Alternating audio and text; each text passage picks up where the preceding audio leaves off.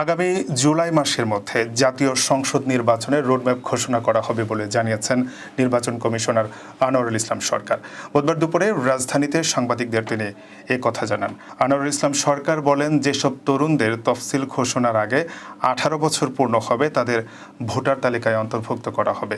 বিদ্যমান আইনে এটাই হবে না, এজন্য আইন পর্যালোচনার পর সংশোধন করা হবে। প্রথমবারের মতো এমন উদ্যোগ নেওয়া হচ্ছে। দেশের বর্তমান আইনশৃঙ্খলা পরিস্থিতিতে নির্বাচন সম্ভব কিনা এমন প্রশ্নের জবাবে তিনি বলেন, আমি বেশ কিছু জেলা পরিদর্শন করেছি। আইনশৃঙ্খলা বাহিনীর সদস্যরা জানিয়েছেন পরিস্থিতির আরও উন্নতি হবে। প্রতিদিন আইনশৃঙ্খলা উন্নত হচ্ছে। আগের তুলনায় বর্তমানে আইনশৃঙ্খলা পরিস্থিতি ভালো।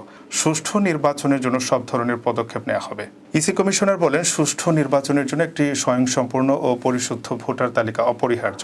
কমিশন ঘরে ঘরে গিয়ে ভোটার তালিকা হালনাগাদের কাজ সুন্দরভাবে সম্পন্ন করেছে। আমাদের টার্গেট ছিল নতুন ভোটার 61,88,000 হবে। তবে দেখা 3 লাখের উপরে বাদ পড়া ভোটার নিবন্ধিত হয়েছেন। নতুন হয়েছেন 19,66,000 আর মোট ভোটার নিবন্ধিত হয়েছে 63 লাখ। এ সময় আগামী জুনের মধ্যে চূড়ান্ত ভোটার তালিকা পাওয়া যাবে বলে আশাবাদ ব্যক্ত করেন।